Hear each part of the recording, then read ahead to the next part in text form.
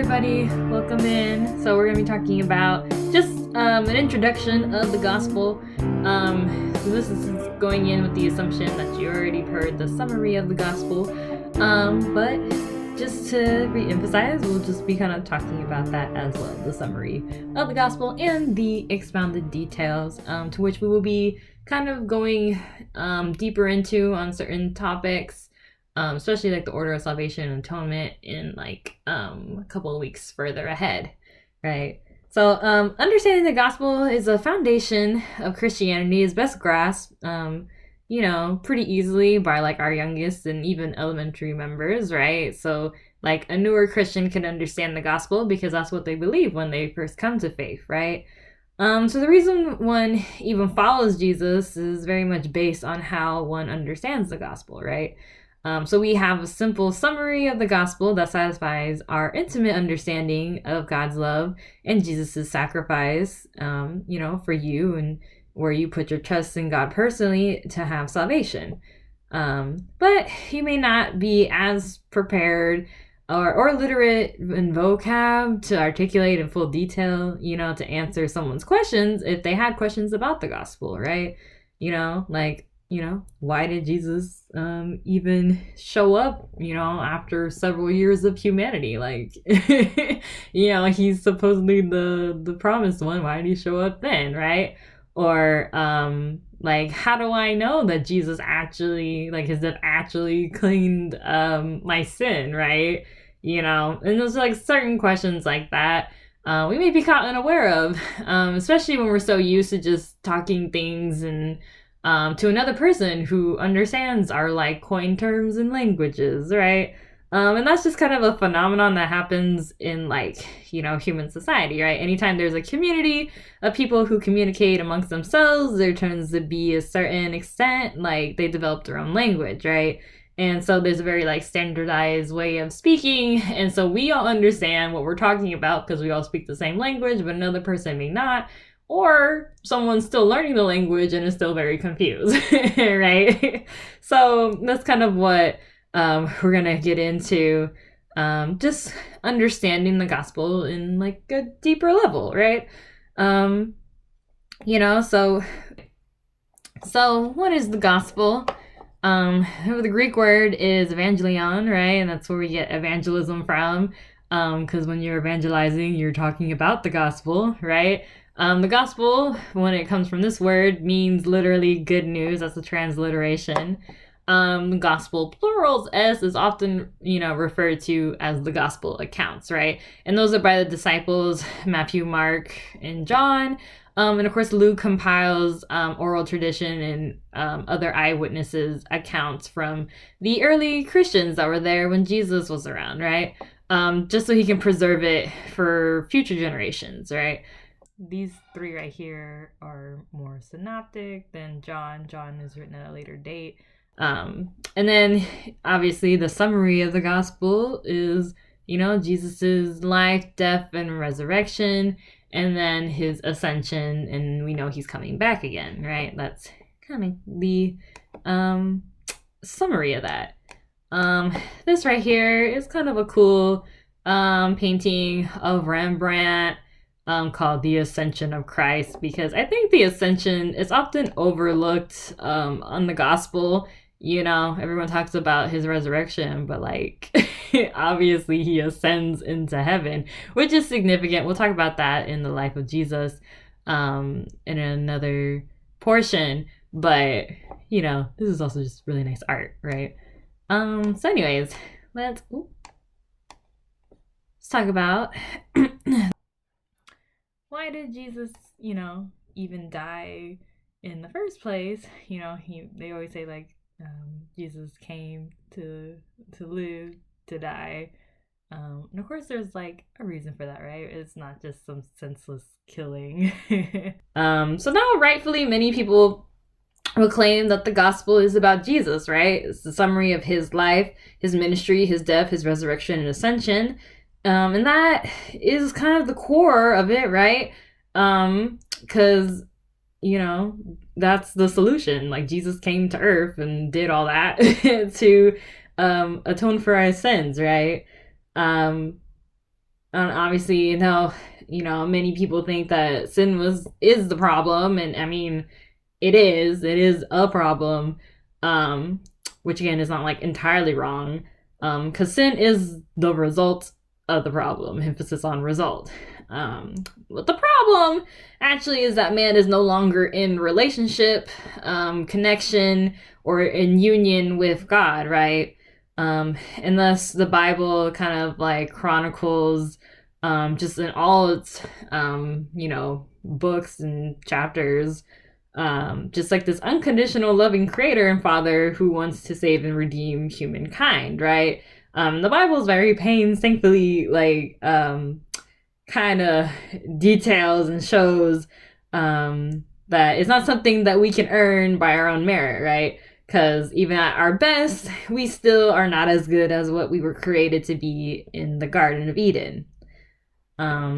Right? So that's just a nice way to caption it, right? The simple way I, just put it here. Like, why did Jesus even come in the first place? And that can be found in the garden, right? Because how does God first appear to humanity? He appears as the creator of all things, right? And he wants to be in relationship with, humanity. Again, because like that's the main problem, is that like since man fell, we haven't been in right union with God, is kind of like a proper way of, or a popular way of saying it.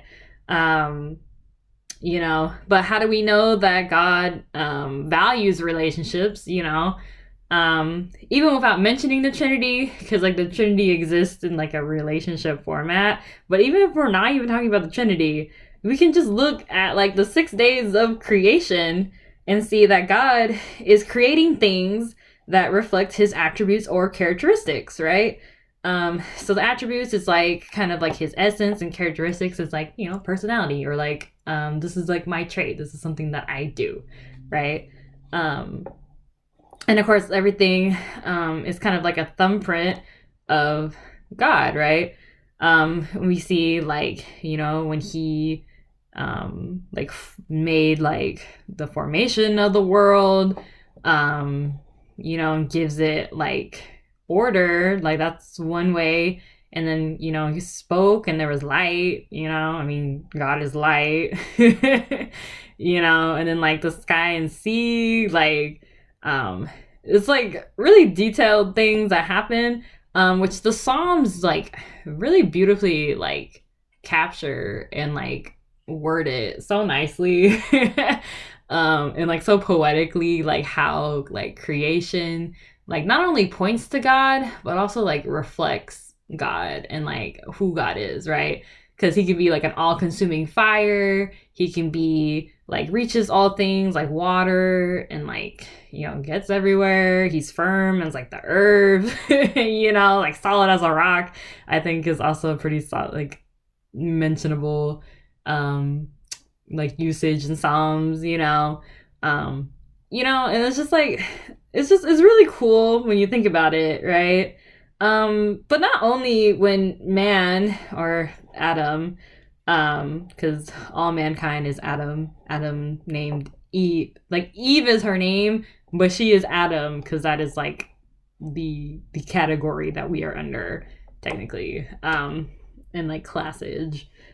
Okay, but only when man, or Adam, was sculpted from the earth did God put his full being or image into one of his creations, right? And that essentially is like the triune being, right? And that's why man has a body, spirit, and a soul. The soul, we'll talk about during atonement. It's this Hebrew word called nefesh, and that's like the breath of life that we have, right? That we receive. But really, that's what like makes like the spirit, right? Like the spirit man is who you are, and of course, during the fall, the spirit is what died. The thing that made us unique is also the thing that we like essentially cut off, right? But all the other creations are either like spirit or they're just like physical, physical and body. But we really like have like the breath of life that makes us significant, right? And I think like Ezekiel 18:4 says, all souls belong to me. And of course, like that's just like, just saying like all things, especially like the soul comes from like the Father, right? But yeah, there's like order, there's beauty, there's glory, light. You see provision that's made in creation. You see like this masterful craftsmanship, all this in the days of creation, right? And like I said, like Psalms dissects how creation reflects God, like with the earth representing his firmness, water encompassing his speed, his calmness. Water also sustains life. He could be an all-consuming fire. Like that's like some cool stuff right there, right? Just like different levels of that. Like the angels kind of reflect God's like characteristics and like glory and like beauty, and then like humans themselves obviously reflect the image of God, and there's just different levels of how we all kind of interact, but there's also there's a popular term that says like creation is the thumbprint of God, and that's very true. Everything that God created reflects him, just like all children carry specific phenotypes of like close or distant relatives, right? You may have a nose that nobody else has in your immediate family, but you found out that like your great aunt was the one that had it, right? And that speaks of her, right? And like that's like I guess a cool example. But also just like all things are connected to God. For like stronger imagery, like say a mother and her baby are connected with like an umbilical cord, right? So that umbilical cord, that's the baby's lifeline for oxygen, food, nutrients, while the baby is in a protected environment, right? So if that cord is cut, you'll have some scar, like, some scar tissue. And of course, like we know that as our belly button. But when you think about it in like, with this continued analogy, the whole kind of serves as a reminder that like you were once connected and dependent on someone, even when you were like first beginning, right? And first developing. And obviously our relationship with God, we were never supposed to cut that, like, that connection that we have, like that cord that was connecting us to him, and now we're left with like this gaping, God-sized hole that, a lot of pastors like to use that term, God-sized hole. But yeah, so let's talk about the fall of mankind, right? So the fall of man. So modern discussions briefly mentioned the impact of the fall of mankind, right, in church, but the topic of sin is like, I feel like it's greatly like misunderstood. So we know that like sin associates us, humanity, with having flaws or faults, right? I think that like most people, even if you're like an atheist or like you just grew up in church, you're just like, sin, that just means that like we're all bad, we all have faults, right? And like that really messes with people because people wrestle with the idea that even good moral people also have some level of faults as someone who is not the best product of humanity, right? Because we're all essentially an equal playing field, right? And they're like, well, how can I, being an upstanding moral citizen, be, just as faulty as like somebody who just like, I don't know, like kills someone, and is in prison, right? And that like really messes with people, because they're like, and then that's like why the argument like, oh, sin doesn't exist, which is like, it's so stupid. I'm not even gonna get on that. But like in a biblical worldview, we are immediately shown that man was in union with God and rebelled, and then turned our backs on God, and we created a gap or an absence, pretty much an existence without God, right? And that's what sin is. It's like this absence of connection with God. Like the Hebrew word means to fall short, right? So like it's like this imagery of like shooting a slingshot. and you miss the shot, right? And you're just always falling short, right? Because you're never gonna be at that step that you once were, right? And for us, it was at our step of being, deemed like good, like on creation, right? Because God called everything good, and then man was called very good, and of course we stepped down from that level, right? Of because just simply from just being like, oh God, like, we're gonna turn our backs from you, right? I mean, that's the whole thing about like the word repentance. Like you're literally turning your back, facing back to God, right? Because not originally, but because of the fall, we're literally like facing our backs to God, right? So then you got to turn around and then like look at Him, and like admit like what's happened. But yeah, so this absence of the presence of God is sin, right? And that's why we're constantly like living in like this absence, or what we feel is absence of God. And sin brought about spiritual death, because once you step away from the source of life, right, which is God, then you're gonna be dead, right? So sin was not created by God, which some, erroneously believe. And that error is based on this fallacy that if, quote unquote, if God created all things, then He must have created sin in the garden as well, stuff like that. Many assume that like the tree, knowledge of good and evil, had sin like inside, like embedded in the fruit. But actually, we know just by the name, that it only contained the knowledge of good and evil, right? And didn't like literally have like sin in it. And that's like important, right? Because we would have eventually known that information, right? What life with God would have been like, and then what life without God would have been like, right? And of course, God would have told us, like, we wouldn't have to have like gone all these extra measures, but that's literally what Satan's temptation was, right? Because Adam and Eve already had this knowledge of God because they were with God, and when they existed pre-fall, dependent on God for wisdom and knowledge, right? So everything that they knew came from their dependence on God, right? And of course, Satan's temptation is that they will become as God because they will no longer be dependent upon Him for knowledge, right? For God for knowledge. And they will know for themselves that they will become autonomous, self-existent and independent. And of course, I think when you look at like Proverbs 8, when talking about wisdom, like a personified version of wisdom, she's just like, she's existed before all things were created, right?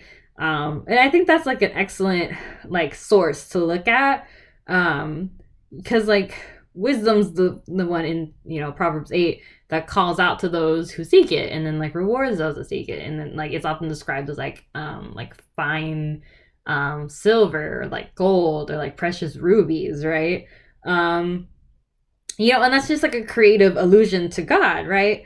Because He was there at the beginning. He was the one that had all the knowledge and wisdom, right? Because He was the one that created everything and deemed it good, right? So we need to like seek Him and be dependent on His instruction and wisdom, which is what Proverbs is like, literally like the whole book. It's just like seek wisdom and you will not fail. Right? And that's just like seek God and His instruction. Otherwise, we're just going to continue to fall short, right? If we don't have this instruction and wisdom from God. Because sin makes us aware that we have no solution to our faults without, within our own understanding and knowledge, right? Because even though we know good and evil now, we still can't draw up any like proper solutions for our own awareness of sin, right? So both Adam and Eve only knew to hide in shame, but they didn't have a way to find a solution to their problem, which is now sin, right? Because they were aware of their nakedness and they were aware of evil. They were aware of knowledge of evil. That's why God was like, who told you that you were naked? Like, of course that was like a rhetorical question. But because their eyes were aware of this knowledge of good and evil, they just went and hid and covered. And so let's talk about the promise, right? The promise was given after God passed out several punishments essentially for disobedience in general, right? Like he punished the snake, cursed the snake. Women were actually, so he cursed the snake first and then gave us the promise of the one who was going to defeat the serpent, right? Which is cool, right? So we only need to find once again, to getting back to a way to be dependent on God, to be our source of life and protection, right? So this is why redemption is so important, because once we were aware of evil, how are we supposed to find the solution, And we created sin, and we couldn't create a solution for something that we just created, right? I'm laughing because it's complex. So we need to find, once again, a way to get back to depending on God to be our source of life and protection. And while Adam and Eve covered themselves physically and emotionally by passing off the blame to, another person, of course, Adam blamed Eve and then Eve blamed the snake, right? God already had a solution on the spot, right?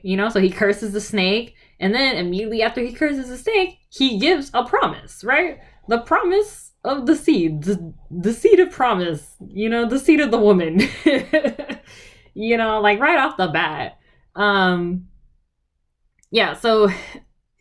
he the promises of a chosen one, from the seed of the woman, and he says like, who will bruise the head of the snake, and then after that, a couple more punishments are dished out, which aren't really curses, because God didn't really say like curse are you like he did with the snake. Now he did curse the earth specifically because and of course Paul talks about that, how like all creation is waiting for the reveal of the sons of God.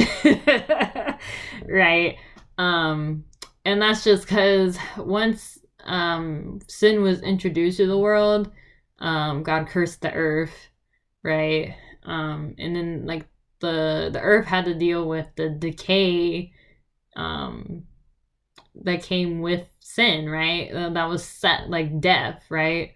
And of course, like animals, which we'll talk about in atonement later on, like animals weren't like, their bodies are affected with sin, but like they don't have sin themselves, right? Sin's very much a human issue, right? So like when we're studying animals and they're just like living their life of survival, they're just living off the impact of sin, but they don't have sin themselves, which is interesting, which again, we'll talk about later. But we're focused. Okay, right. So so the ground is cursed, and men must toil, women must give, have pain in childbirth, and then God gives them a covering. Now, it doesn't say specifically that God, killed an animal. It just says that he, like word for word, like just gave them garments. But church tradition says that God did the first sacrifice, right? Because I forget who, but I want to say it's John the Baptist, but it could be John the Revelator. Said, behold, the Lamb of God who was slain at the beginning of the world, or like the foundations of the world, depending on your translation, right? And we know in Genesis 4 that there is a sacrificial system that exists because of Cain and Abel's altars, right? And the lamb that was slain was the preferred sacrifice. Now, there was also some heart issues with Cain, but That was the preferred method. So there's some foreshadowing there, right, of atonement, which again we'll talk about in atonement. But that is the first foreshadowing that humanity was redeemable, right? And that's important because how do we know that humanity is even redeemable, right? And why specifically are we only redeemable with blood, which is what we'll get into with atonement. But these are things that, you know, some people have questions to. But yeah. And then, you know, the promise, you know, that connects to Jesus's life is the life of Jesus.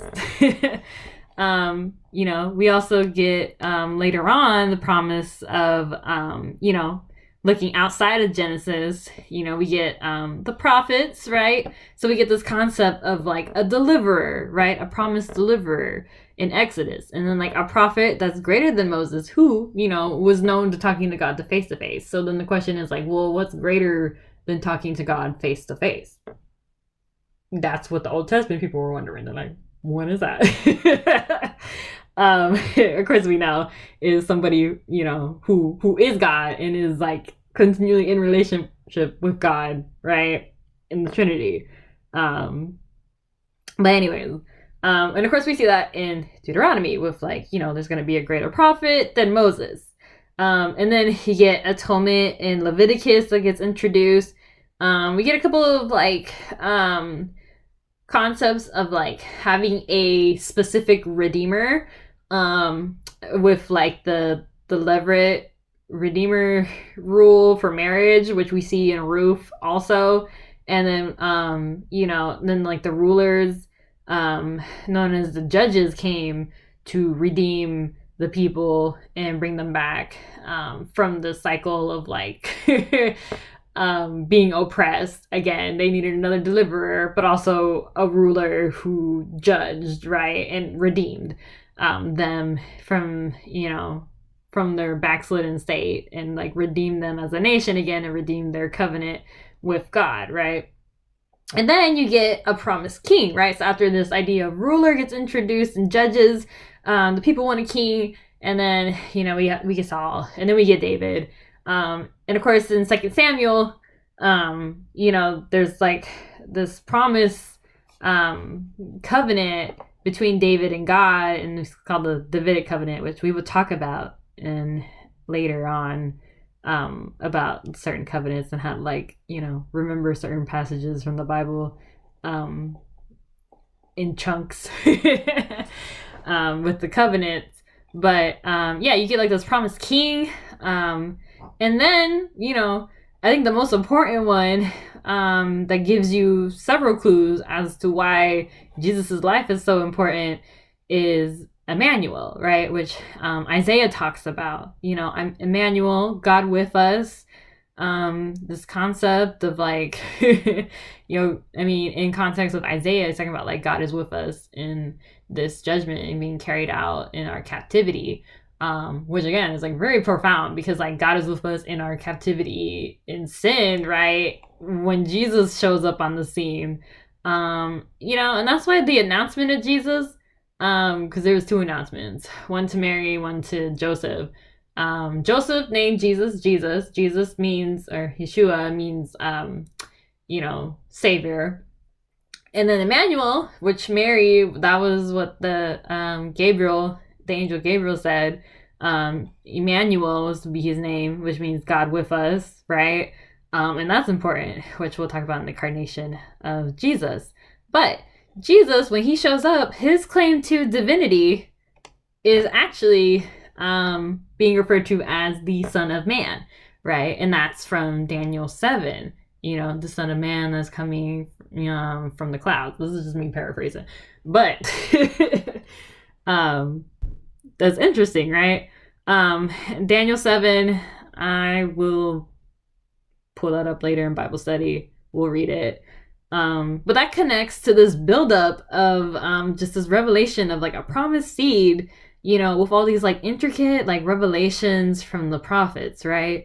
And then when Jesus was finally born, you know, to live on earth, everything recorded in the apostles' gospels, you know, points, you know, to the significant fulfillment in the prophecies and revelations, like everything that was written down points to Jesus. I'm sure they could have written about many other things because they mentioned that Jesus talked about a lot of other stuff, but those things specifically were recorded for a reason, to be like, hey, remember this points to this, which I will talk about, the Peter versus Paul gospel, and how they kind of communicated the gospel to people who knew the Old Testament, people who knew nothing, right?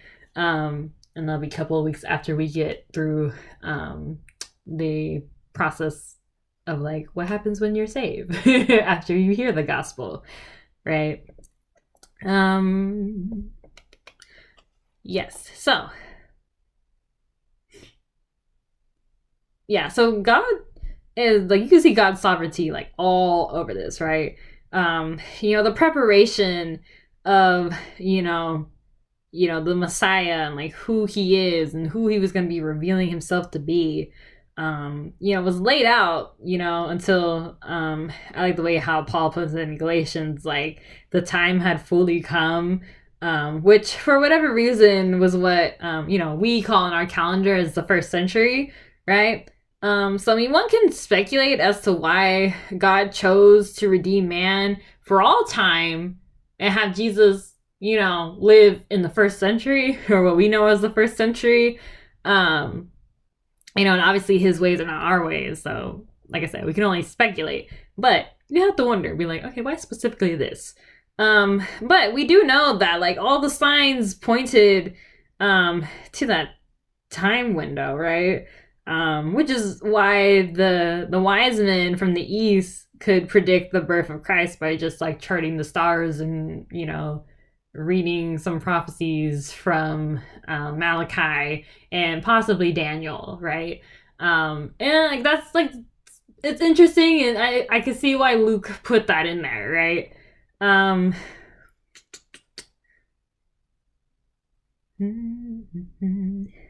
Let's see.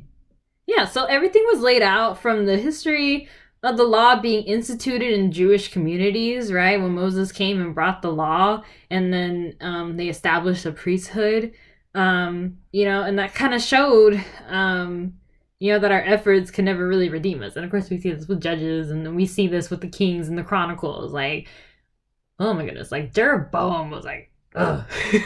He ruined a lot of things. Oh man, I can talk about that for a while, but yeah, it pretty much just shows that like people like can't do it on their own, and they will look for other ways to do it easier, right? And they think that that's going to be the way to pay for their salvation. Like, oh, this is easy, I can do that. And then even like the whole point of the law is like to point out that like you need it, and this shows you like why you're at fault. And also like why you like can't be redeemed without atonement, right? And that's why Yom Kippur, the Day of Atonement, is like such a big to-do, which we'll talk about in atonement. But the law was like very specific, and that's why Jesus was like, I'm here to like, I'm not here to destroy the law, I'm here to like fulfill it, right? Because like even the gospel says that like, you've done all this and you can't get it on your own, but here's a solution, which is atonement. Same thing, same story, same spelling, except with a little sprinkle of grace on it, right? In a new covenant with Jesus, right? But but there was plenty of prophecies that were passed down that could not deny the evidence that Jesus was the promised Messiah through the fulfillment of Scripture. I mean, the Pharisees were trying really hard, right? But they already had their own interpretation of like prophecies, right? Which, the thing about prophecies is that you don't know they're fulfilled until they're fulfilled. So like you just trying to predict like what it means and impress your own interpretation on a prophecy that you can't even like interview the person. Like Isaiah and all them were already dead by the time the Pharisees came about. They already went through the Babylon captivity. The Talmud like was developed, and they just decided to just write commentaries on top of commentaries of like what this could possibly mean. And like I would say like maybe like 20% of it is like usable. And the rest is just like absolute rubbish. And like that's why they find it so like offensive when Jesus was just like out there doing things, because then they were getting all nitpicking, they're like, oh, you can't heal on the Sabbath. Like Jesus is like, oh, didn't you see that I called myself the Son of Man? And that was more blasphemous than saying like, you're the Son of God, because like the Son of God, everyone's the Son of God, right? We're all sons of creation because we all inherited creation from God, right? That's like not a big to do. That's why I want to say Psalm 82. But anyways, when there's like this song that says like you are gods, a lot of people like really misinterpret that, but that's literally just like saying like you inherited the image of God, and so you had the image of God, your image bearer is a God, and you inherited like creation from God, right? Not saying that you are an equal playing field as God, claiming divinity, but the claim of divinity, like I said, is like actual like being called the Son of Man, because there's actual scriptural prophecy saying so, that he was gonna be like on the throne, because they were trying to figure out like who is the second person that's sitting on the throne with God, like blah blah blah. And then that's why certain Jewish communities have taken out certain portions of Isaiah from their their like liturgy, and like just like their reading portions, which is sad, but it's because they like couldn't deal with that theology because it associated too much with Christianity by like early Christendom, so they just took out that theology. And be like, okay, you guys can have that, which is why we have the Septuagint, which we'll talk about and how we got our Bible later on. But yeah, it's like a lot of history that I'll talk about in our history portion, but right now we're talking about the gospel. But yeah, so also the death and resurrection of Jesus is like the most significant thing, right? Because the death of Jesus is how we got our atonement, right? And I mean, I think we often forget that like Jesus suffered both physically and spiritually, because like physically we understand that. I think media portrays that pretty well with with like the passion, but they can't really put in film how Jesus suffered spiritually, right? And I mean, the separation that he had from the Father when he was taking on the complete wrath of God, which only he could do, as being both human in nature and divine in nature, could he take on the full weight of God. And when you think about it, like, that's crazy, right? Because God is known for being slow to anger, right? So imagine all that slow to anger and accumulated wrath from like human beings just being humans for like 2,000 years. And then Jesus has to take that all on upon himself willingly. That's why he called it like his cup of suffering, like, because it was intense suffering for sure. I mean, he literally said like, God, why have you forsaken me, right? It's just to quote the Psalms. Like, he felt forsaken from someone that he's always been connected to from the beginning, before time even existed. Like, how like metal that is. But yeah. And then, like I said, he took on the full wrath of God. And, he also, we also were, displaying the worst of humanity at that time. I think, during that time period in the first century, like, humans have really perfected the methods of like torture, both unintentional torture, emotional torture, and like inflicted external torture. And of course, like, man, we were mocking Jesus, whipping Jesus, like spitting on him, doing the worst. Like, the worst of humanity was displayed that day. And and when we look at that and like evaluate how like I wouldn't even want, like, me, if I did it, I'd be like, nah. I wouldn't redeem humanity. But that's why like God's unconditional love is like so great, right? Because even when humans were doing the worst, he still like got on the cross and died for us, you know? Yeah, and then like the resurrection is the next one, right? That's why we got like, Resurrection Sunday is our biggest one, because not only did he die, with atonement as part of the sacrificial system, right? But he resurrected, on the third day. And that's interesting, right? Because his body saw no corruption. And like the others that have died for long periods of time, like Lazarus or Jonah, their bodies like stank, right?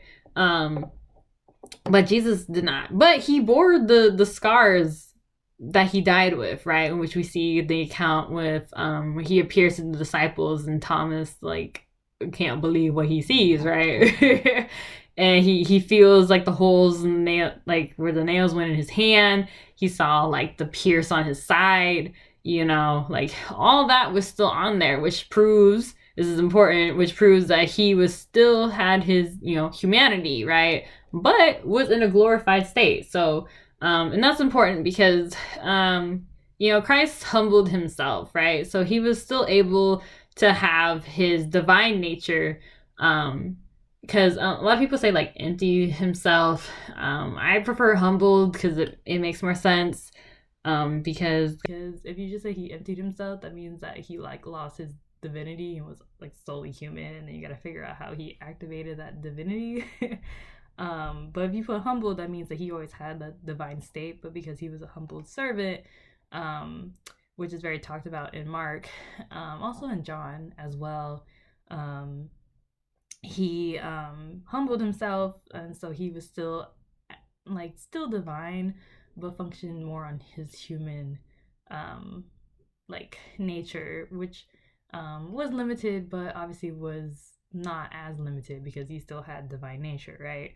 And this is significant of why Jesus is both fully God and fully man, right? Right. And then you get the ascension. So he went to glory, once he once humbled himself. So he went back to the throne to sit at the right hand of the Father, right? And he still has his human nature, but he's still divine, right? Because why would he forsake his flesh and humanity when he already came down on earth? Why would he abandon it now? And that just proves how much he loves us, right? As his creation, right? And how much humanity reflects the image of God as well. And of course, we'll talk about that in the incarnation of Jesus.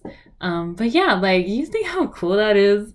Yeah, and of course, once Jesus ascended, what is he doing? He's interceding for us, right?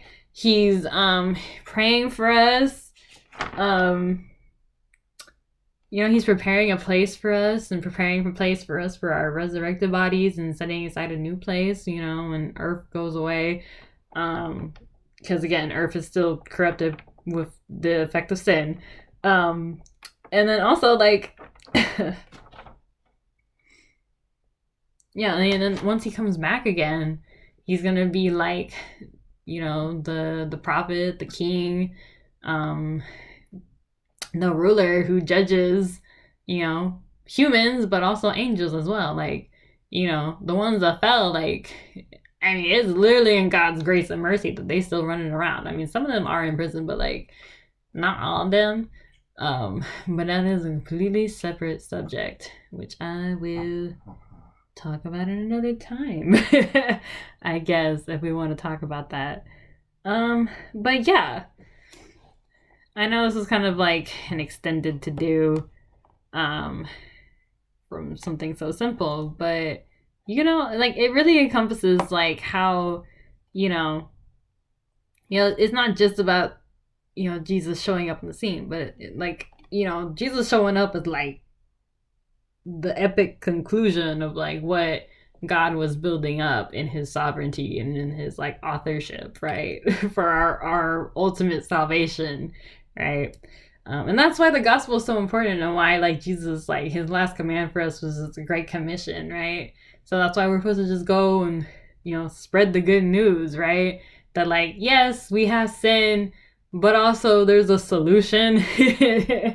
And we have grace in this, right? Which Paul talks about a lot, but that we'll talk about that in Paul's gospel. But yeah, it's kind of like a nice summary of what the gospel is.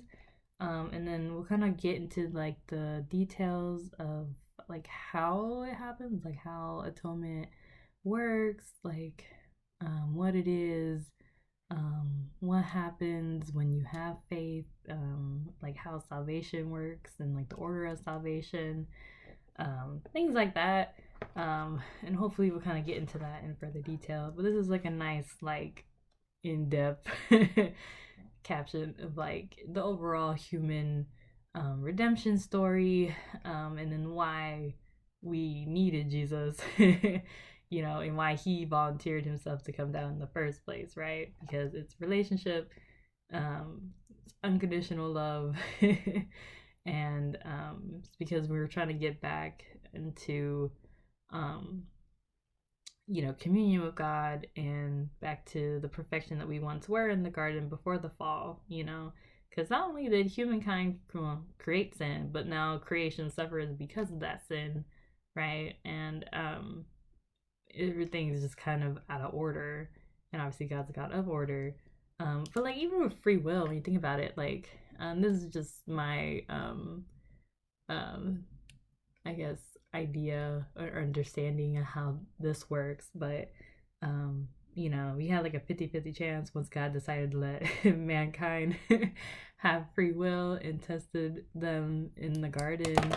And obviously we didn't work out, we failed that test, but I mean, you could just tell even from there he already had like the plan of redemption set in motion, right?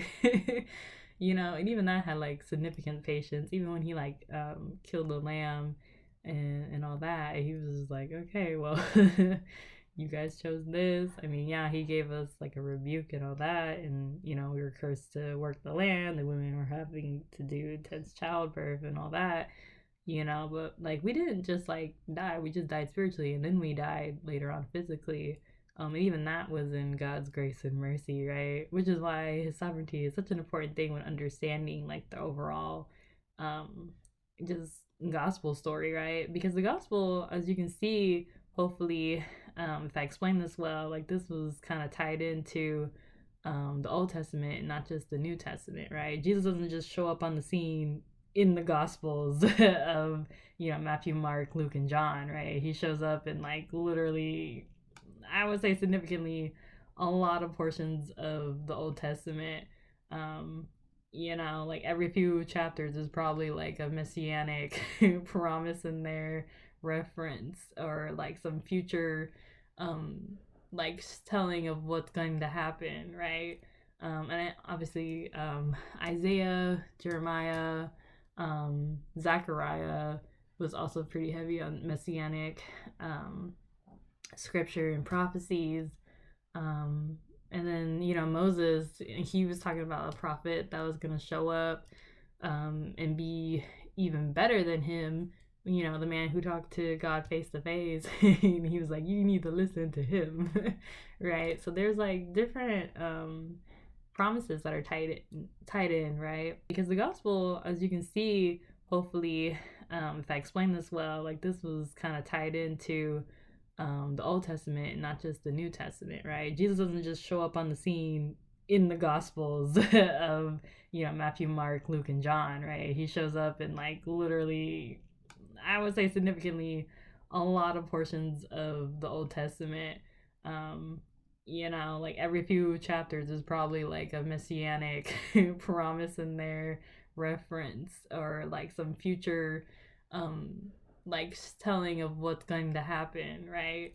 And obviously Isaiah, Jeremiah, Zechariah was also pretty heavy on messianic scripture and prophecies. And then Moses, he was talking about a prophet that was going to show up and be even better than him, the man who talked to God face to face. And he was like, you need to listen to him, right? So there's like different promises that are tied in, right?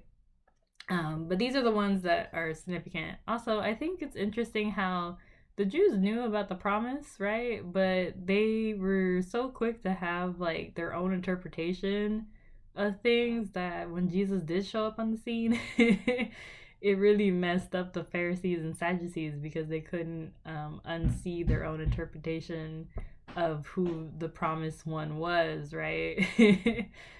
Which is sad. But you know, it happens to us even nowadays. Like our interpretation's still kind of whack. I mean, if you ask somebody what their interpretation of the gospel is, it may or may not be completely accurate to what is actual written in scripture. Um, but yeah, hopefully, this was a nice recap and maybe you learned something new from this. Okay.